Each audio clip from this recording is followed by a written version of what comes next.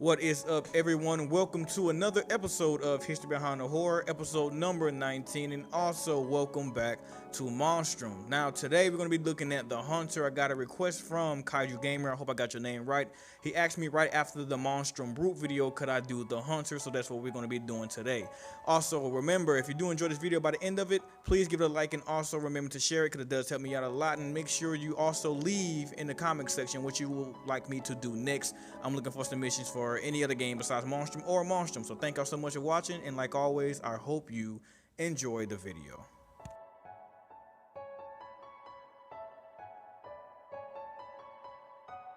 The Hunter is a slender, almost skeletal entity with a gelatin skin that makes it harder to see, especially in dark places. It resembles a form of humanoid amoeba or jellyfish.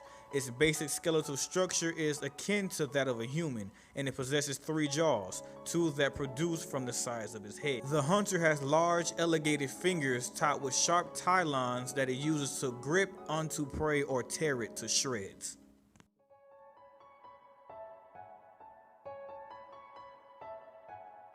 The Hunter's intelligence appears to be above average, as it always seems to know the general area that the player is hiding in, based on the fact that it is always moving constantly through the vents following them, and will linger in an individual room it thinks the player is in for just as long, if not longer, than the Fiend.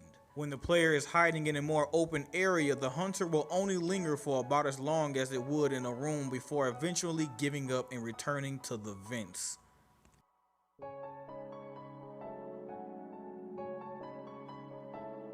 The Hunter may not be as quick as the player in a chase, and must rely on its ability to corner the player or catch them off guard when it emerges from an egg sac or vent. If it fails to do this, the player should have no trouble outrunning it. Like the other 2 monsters, the Hunter has no trouble traversing the cargo hold and can easily climb up through the holes.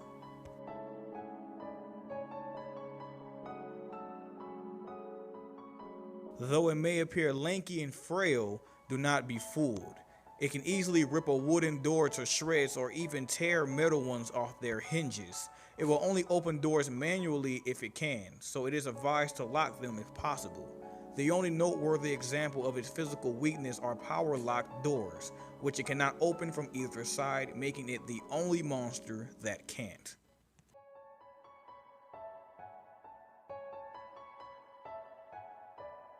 The most uncanny ability that the Hunter possesses is that it is always effectively nearby the player when it is not roaming on foot. For example, if the player has just escaped a chase with the Hunter on one side of the ship, then quickly ran all the way to the other side and made a loud noise or set off an alarm, the Hunter would exit out of a vent or crawl from over a railing on that side of the ship as if it had somehow gotten there ahead of you. The Hunter also has the ability to spawn egg sacs that it can suddenly burst out of when the player comes within a certain distance. These egg sacs can form on the floors, walls, and ceilings of hallways, as well as on the outskirts of the ship on the main deck. Such formations may appear or disappear as quickly as it takes the player to enter and come back out of a room, which can be shocking. Static spawned egg sacs will also be found in the cargo hold, and so the player should proceed through this area with caution. As mentioned before, the Hunter has the ability to climb over the sides of the ship, which is very quiet and makes the Hunter that much more dangerous.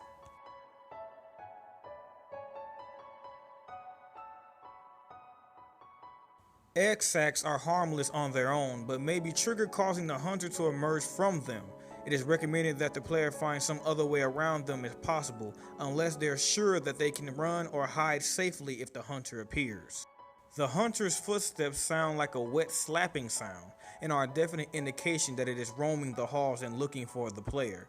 As with the Brute, a skilled player who listens carefully enough will be able to judge where the Hunter is based on the loudness of the footsteps and which direction they are coming from.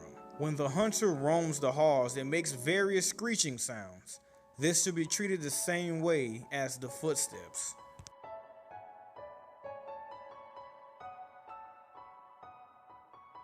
Remember to close doors and lock them if possible behind you if you are being chased by the Hunter and is attempting to hide in a room. This will buy you a few extra precious seconds as it rips the door down.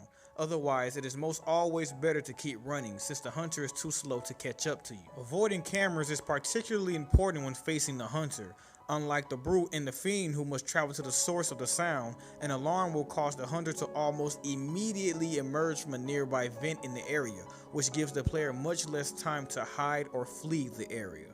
It is advised that you try and save your flashlight as much as possible for times when a hunter is roaming on foot, as its translucent body may be difficult to see in darker areas on the ship, such as the cargo hold. The hunter is vulnerable to flare guns, fire extinguishers, steam, pit traps, and is notably the only monster vulnerable to the effects of fire. Hiding is the best way to ward away the hunter. After a failed search routine, the hunter will immediately return to the vent, as opposed to letting it wander around for a while.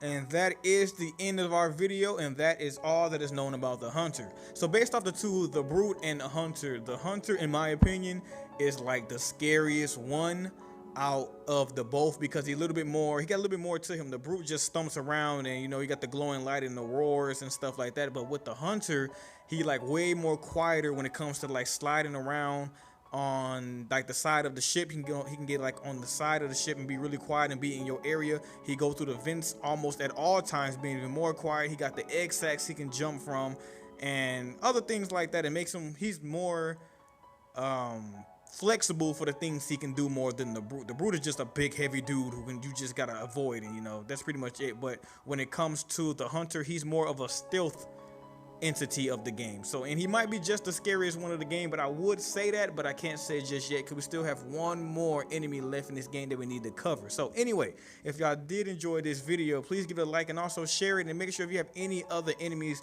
that you would like me to explain or any other protagonists of a horror game that you would like me to explain, to put it in the comments section and I will get to it as soon as possible. Or you can put it on my Twitter at TakeGames22 and I will get to it as soon as I can. And I usually get to the tweets faster than I do with the comment section. So thank you so much for watching this video, and I will see you on the next episode of History Behind the Horror.